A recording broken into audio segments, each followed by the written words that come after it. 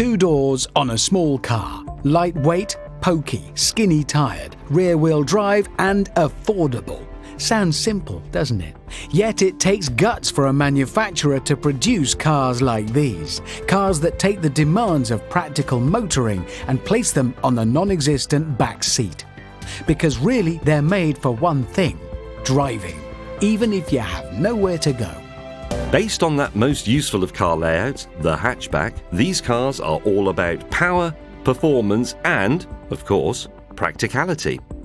Hot hatches are cars you can drive every day and in every way. Small and responsive, they're perfect for bombing around tight roads, and when you're done with that, you can use them for shopping trips and other boring things that get in the way of proper driving.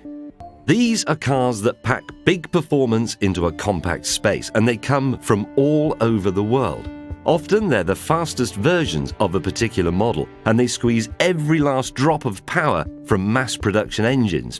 They also have more aggressive suspension to make them corner better, plus chunky body kits to help them fight the air and stand out from the others. These are the sort of machines that, in the old days, would have emerged from secret skunkworks. Cars made by special departments and in-house tuners with motorsport expertise and a stash of weapons-grade parts. All of these machines push the limits of the models on which they're based, which means that for most companies, these are the fastest cars they make, full stop. Underneath the tinted shades and smart suits, these executive heavyweights pack serious firepower. They might be large and luxurious, but they carry their weight well, thanks to magic suspension and electronic trickery that gets them around corners like cars weighing half as much. All this while boasting the sumptuous stuff a business person needs, including interiors made mostly of tree and cow. If the 80s was a revolutionary time for the car world, the 90s and noughties were just as good. New materials and technologies meant manufacturers could build cars with stuff we'd only ever seen in motorsport. Flappy paddle gearboxes, twin-scroll turbochargers, lightweight composites. They shook up the racing world too and set the standard for sports cars as we know them today. These cars are future classics, but you can buy them now while they're still shiny. They have license plates and you can drive them on the road, but make no mistake, these are hardcore grade A track day weapons, and anything to make them road legal is of trivial concern. More importantly, they weigh about the same as a paper bag and have excellent power to weight figures. This means they accelerate like superbikes, and it's hard to imagine them losing to anything costing under 6 figures.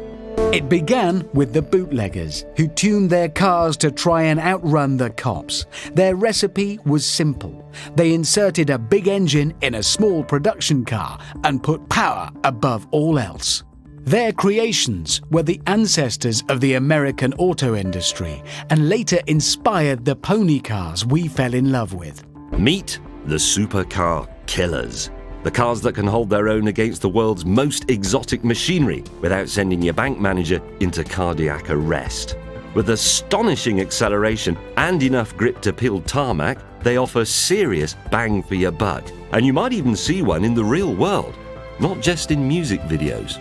Fast, famous, rare, and expensive. These are the exotic GTs, the cars we gather around at motor shows, the ones with prancing horses and fighting bulls on their badges, machines with sharp edges and screaming engines that make you tingle.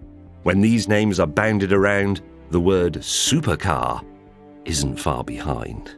If modern hypercars walk the rules of physics with space-grade technology, then early supercars did it with brute force.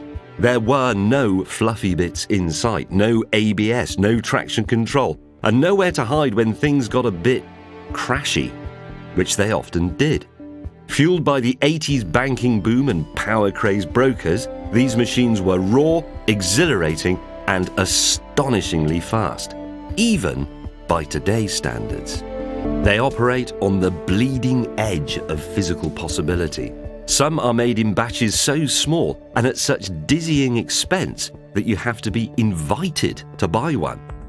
Many combine batteries with petrol to make more power and use materials you'd usually find on a spaceship.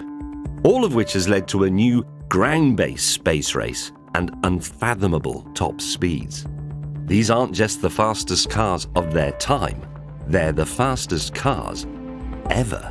Whereas the historic races in the other group started with a clean sheet, the cars in this group follow much stricter rules. They might have started life as a fast road car, but from the wheels up, almost everything has been modified, so long as it stays within the law. Some companies will sell you one off the shelf and even organise a special championship so you can race against other identical cars. The level playing field means it all comes down to driver skill. Big, loud, basic and Australian. V8 supercars are loosely based on four-door sedans and they only race down under, which makes them as unique as Aussie rules football or kangaroos. Mostly it's a straight choice between Ford or Holden, otherwise known as GM.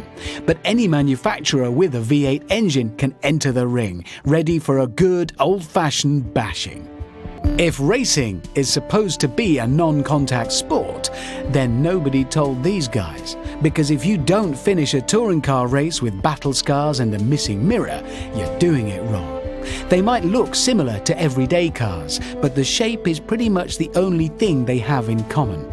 Inside they're stripped to the metal, the bodywork is replaced by beefy new panels, and unlike your mother's car, they spit flames from their exhausts. In the olden days, motorsport was something you could smell a mile off. You had scorched rubber and petrol fumes and many fluids, some of them from the drivers. But this is the future, and this is a Formula E car, a completely electric space-grade single-seater with its own race series endorsed by the FIA. In the 1950s, the rules of sports car racing changed, meaning teams could enter cars that for the first time weren't based on road-going equivalents. This meant they could experiment with radical new designs and materials, which opened the door for exotic endurance races that were as beautiful as they were fast, and they became instant classics. Cars like these are mostly to be found at Le Mans and other round-the-clock races where, despite giving 100% for hour after hour, they can't break down or crash. And sometimes that's easier said than done. They're called prototypes because they're not based on anything else, and because they feature cutting-edge technology. Some are even named after robots, like Audi's hybrid R18 e-tron. This is it. The pinnacle of all automotive technology. The fastest, grippiest, most scientifically serious cars on the planet.